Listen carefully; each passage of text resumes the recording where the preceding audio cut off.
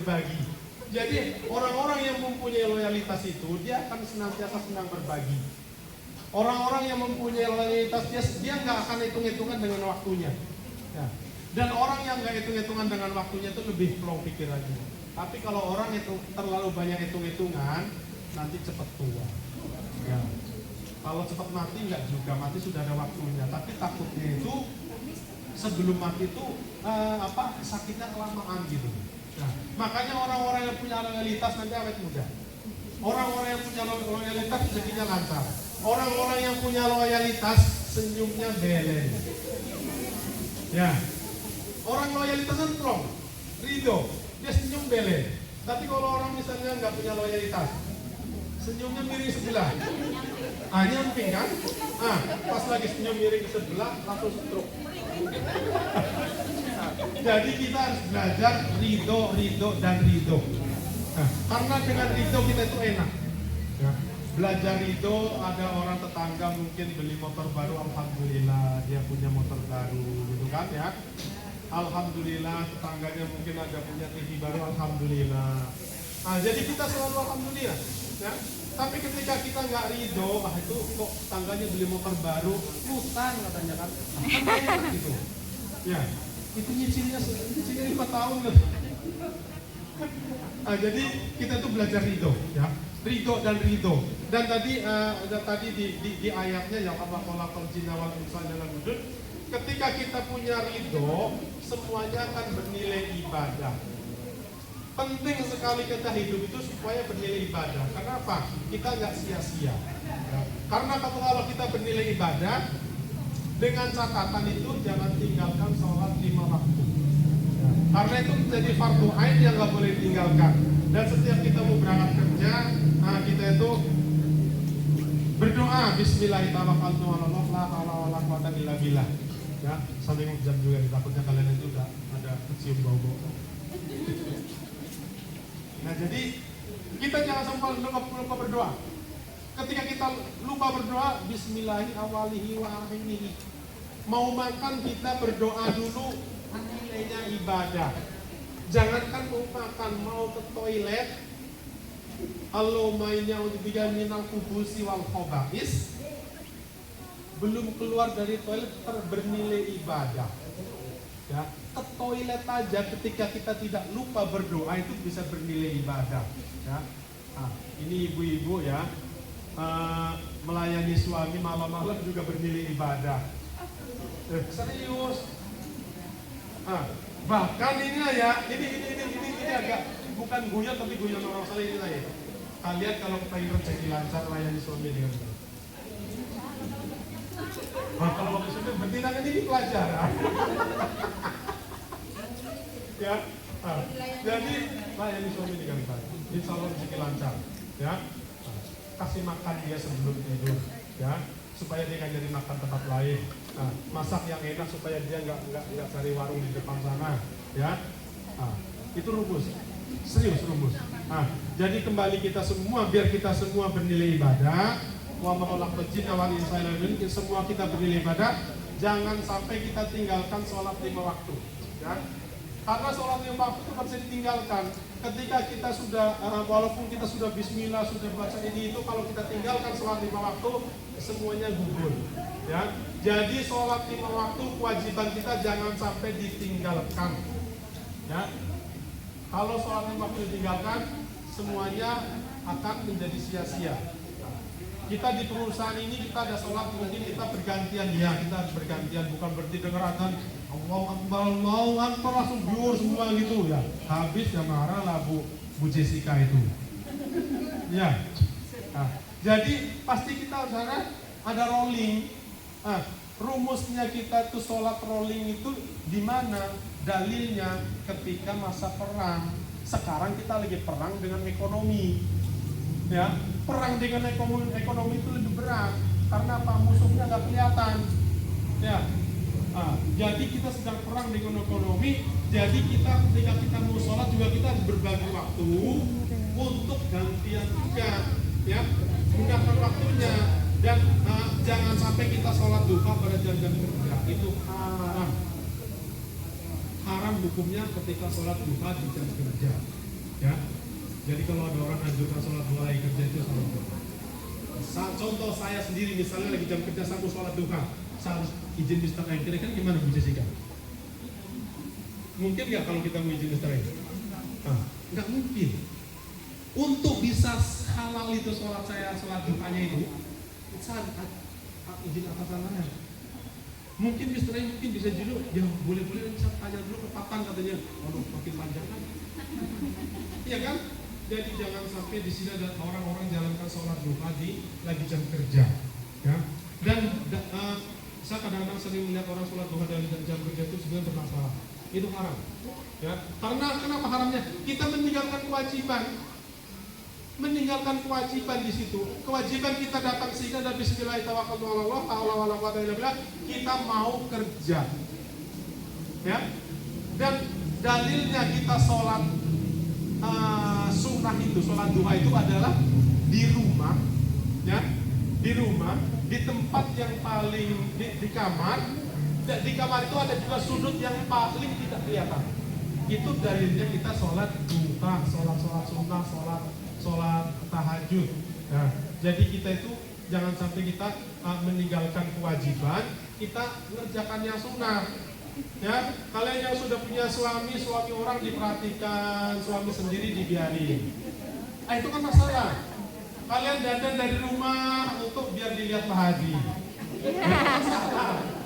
Dilihat Pak Mariono, dilihat suami orang juga. Kan masalah. Dandanlah kalian untuk suami kalian. Itu menjadi bagian dari kewajiban. Ya. Ini sudah terjadi.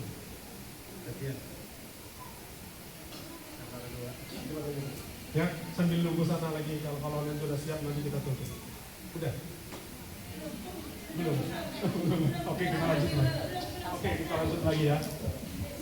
Jadi tadi kembalinya kita itu semua harus bernilai ibadah. Rukun Islam pertama adalah syahadat. Iya. Syahadat. Ya, ini yang syahadat ini ya. Rukun Islam pertama adalah syahadat. Ya kameramen ya. Syahadat, rukun iman Islam pertama syahadat.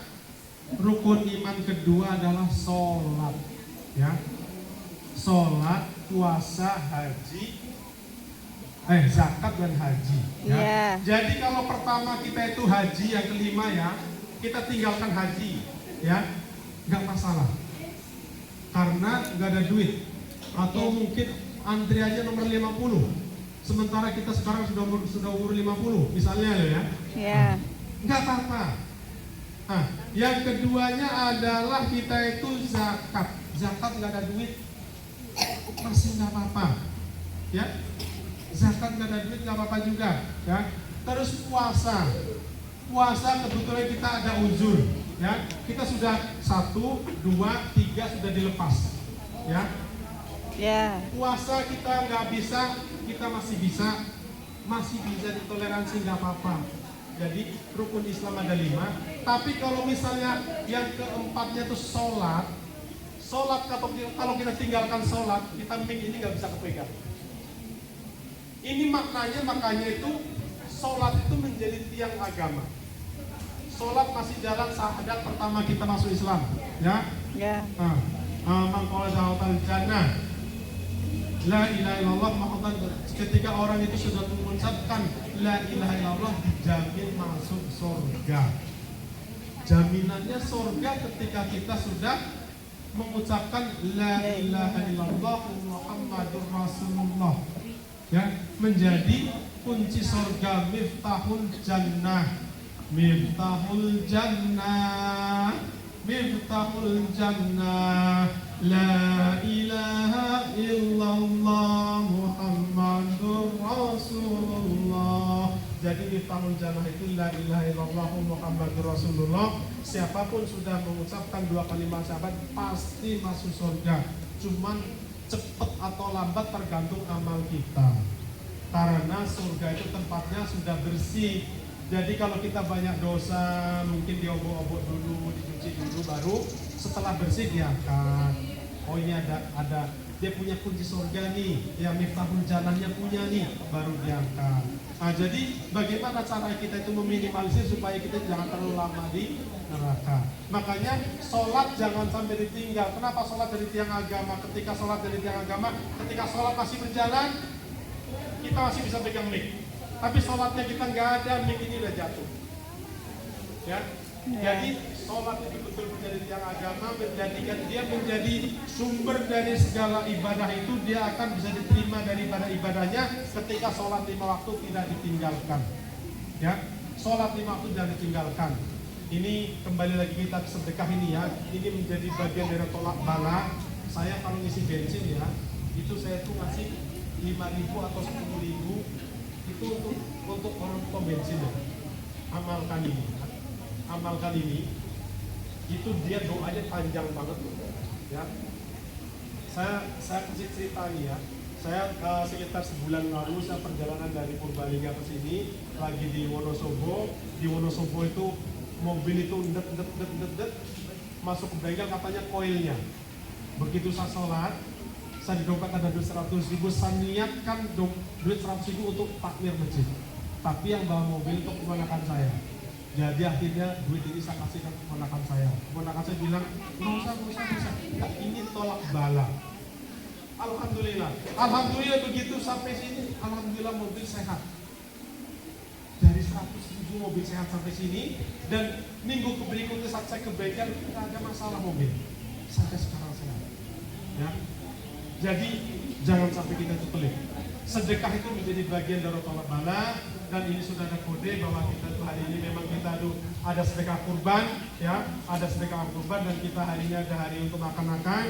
Jangan takut, antrian tenang ya, karena ini udah jatah untuk 3.000, tapi di sini kalian cuma datang 1.000, jadi kita masih dapat 3 porsi. Oke? Ya, jadi jangan antriannya yang tenang. Oke? Mari kita berdoa sebelum kita mengawali sana. A'udzubillahi minasyaitonirrajim. Bismillahirrahmanirrahim. Alhamdulillah walhamdulillah sakirin hamdan na'imin hamdan yu'abina mayukati majidah. Ya Rabbana alhamdu kama yanbaghi li jalalikal sultanik. Allahumma salli wa sallim ala sayyidina Muhammad wa ala sayyidina Muhammad.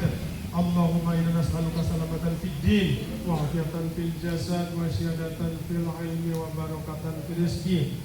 Allahumma firli wa liwalidayya warhamhuma kama rabbayani shaghira. Rabbi habli minas sholihin. Allahumma ilman nafi'an wa rizqan thayyiban wa amalan mutaqabbala. Allahumma ilman nafi'an wa rizqan thayyiban wa amalan mutaqabbala. Allahumma ilman nafi'an wa rizqan thayyiban wa amalan mutaqabbala. Rabbana dzalamna anfusana wa illam taghfir lana wa tarhamna lanakunanna minal khasirin. La ilaha illa anta subhanaka inni kuntu minaz zalimin.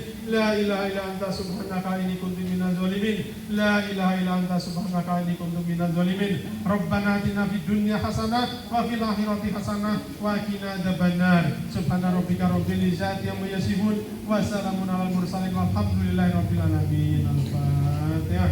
A'udzubillahi minasyaitonir rajim. Bismillahirrahmanirrahim.